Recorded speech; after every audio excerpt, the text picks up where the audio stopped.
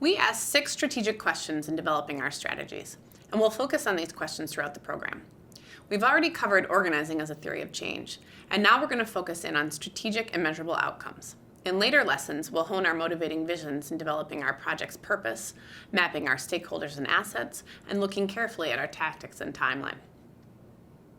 Let's start with our motivating vision. Strategy is motivated.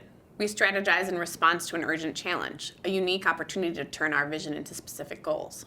We commit to the vision, then develop how we're going to get there. So what is your motivating vision in your project?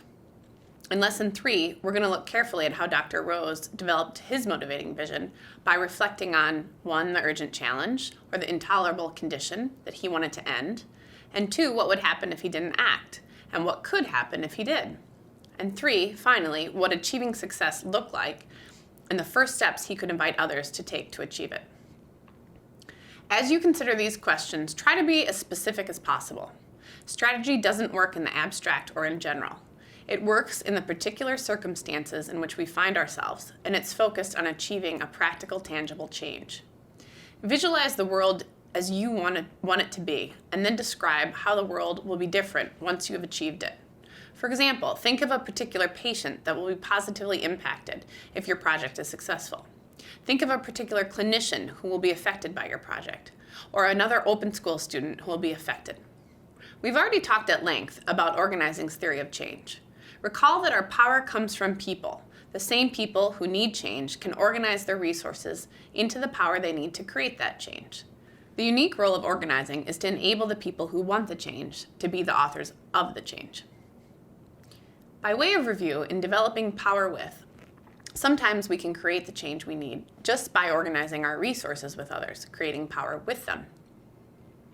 In developing power over, sometimes others hold power over decisions or resources that we need in order to create change in our lives. In that case, we have to organize our own power with others first in order to make a claim on the resources or decisions that will fulfill our interests. Power with is the capacity we can create if your interest in my resources and my interest in your resources gives us an interest in combining resources to achieve a common purpose. But if your interest in my resources is greater than my interest in your resources, then it's a case of power over. I can influence our exchange more than you. We ask these 4 questions to track power. Number 1, what change do we want? Number 2, who has the resources to create that change? Number 3, what do they want? And number 4, what resources do we have that they want or need? For instance, in Dr. Rose's project, what change did they want? His team wanted OR teams to use a surgical checklist 100% of the time. Who had the resources to create that change? Surgeons, anesthesiologists, surgical nurses, surgical technicians. What do they want? Surgeons might want to be in charge. Nurses might want to feel like they're able to speak up. Technicians want to be acknowledged for their role. But they all want improved patient outcomes. And Dr. Rose and his team had the resource to help them reconnect to that value, inviting them to speak to each other about what they cared about, rebuild their relationships, and relaunch their teams. They built power with. But let's say that some of the surgeons resisted the adoption of the checklist. They're the captain of the ship in their ORs, and they like the status quo. What would get them to adopt the checklist? Over time, the collective power that the OR teams generated by adopting the checklist created new pressure, power, and influence for those that resisted it at first. They had data to show improved patient outcomes. They had nurses and technicians that built relationships with one another outside of the OR and employed the checklist with other surgeons on staff. The other surgeons, the other staff, together could assert their claim to adopt the checklist. This is how power with can lead to making a claim or asserting power over. Stephen Lukes argues that power operates on multiple levels. The first phase of power, the visible phase, can be detected by observing who wins among decision makers faced with choices as to how to allocate resources. In Dr. Rose's case, the visible phase of power was the power of the surgeons in the OR to decide whether or not to use the checklist. But there's more to it than that. Who decides what gets on the agenda to be decided? And who decides who sits at the table making decisions? Stephen Lukes calls deciding what's on the agenda and who sits at the table the second phase of power. It can be observed when there are groups clamoring to get issues on the agenda but can't get past the gatekeeper. In Dr. Rose's case, he invited the OR team to the table to make the decisions to use the checklist, exercising influence on the surgeons who'd been resistant by building value-based relationships with the rest of the team. The third phase of power is harder to detect. Sometimes the power relationships that shape our world are so deeply embedded that we take them for granted. Before the quality improvement movement, for instance, few people claimed that medical errors were an issue, but simply something that happened as part of the human practice of medicine. Were people content with this? Not likely.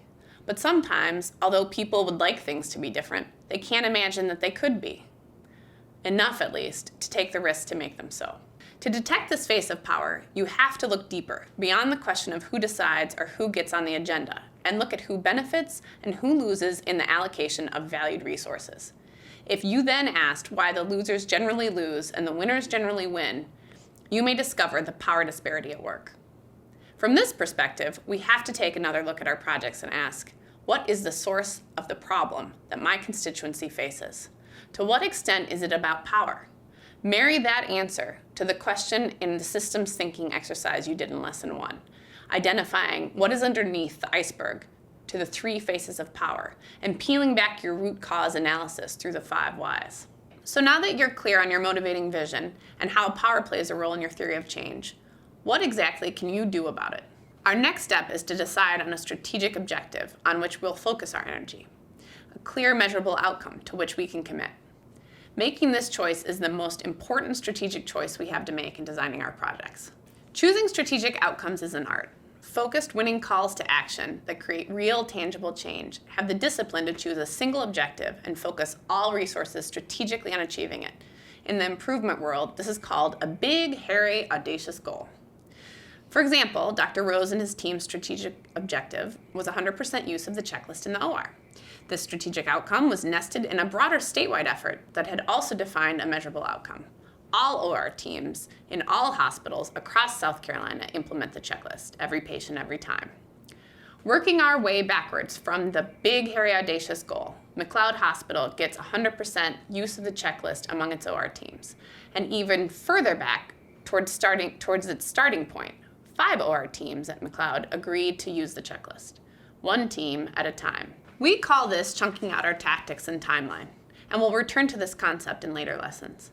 In the meantime, we're asking ourselves, what's our mountaintop peak, our measurable outcome, our big, hairy, audacious goal?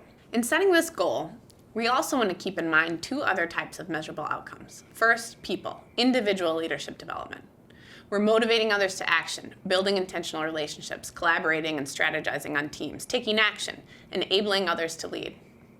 Number 2, power, the capacity we're building, team capacity, community capacity, resources mobilized and deployed to generate more resources. Measuring these can help us know whether we've been effective in using organizing as a theory of change. Our next step is mapping actors. Recall that the first question an organizer asks is not, what is my issue, but who are my people? In mapping actors, we begin with our constituency, a group of people who are, as derived in Latin, standing together to assert their own goals. They're at the center of our work, the people whom we engage in the discernment of shared purpose and whom we mobilize to act. Constituents differ from clients, which is derived in Latin as one who leans on another. Clients are people whose interest is in obtaining services that we provide. They're rarely called upon to contribute their resources to a common effort, and they do not govern. Constituents also differ from customers, a term derived from commerce, who are the people to whom we offer a good or service, the purchase of which they judge to be in their interest in exchange for money. Clients and customers are served by an organization, whereas constituents are the organization. Remember, organizing is about people mobilizing their own resources to solve a problem and keep it solved. That's why our leaders are drawn from our constituency, facilitating the constituency's work and accountable to it. Supporters are people and groups who find it in their interest to encourage organization of a constituency. They may or may not be part of the constituency or leadership, but they may provide it with resources. Competitors are those with whom we share our values, but have different theories of change about how we want to achieve an outcome. We may target the same constituency, the same sources of support, or face the same opposition. We just have different ways of getting there. Opposition are those that pursue interests in conflict with those of our constituency. The next question we ask is about mapping assets. Strategy is based on the resources of our constituency. What resources does it possess or can it access? A resource is anything we can use to achieve something else. Natural resources are those we more or less come into the world with. Our bodies, minds, spirit, time, talents. Acquired resources are distributed far less widely.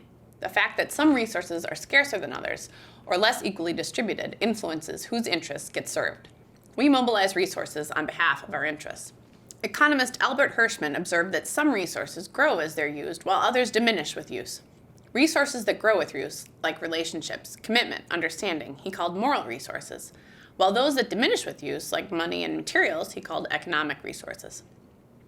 Drawing on constituency resources empowers your constituency and changes the power dynamics that created the problem in the first place. We'll learn more about resources, assets, and actor mapping in a future lesson. The last strategic question we ask is around tactics and timelines. What tactics will you use to turn your resources into the power you need to achieve your goal?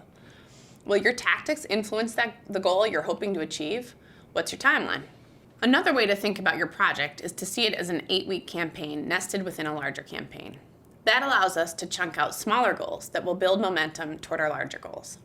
Each peak should have a measurable goal, a number of people at a meeting or event that launches you toward your next peak. This way, you'll know if you're succeeding or failing and can make adjustments to your tactics based on observable data. In evaluating your tactics, ask yourself, why these tactics and not others?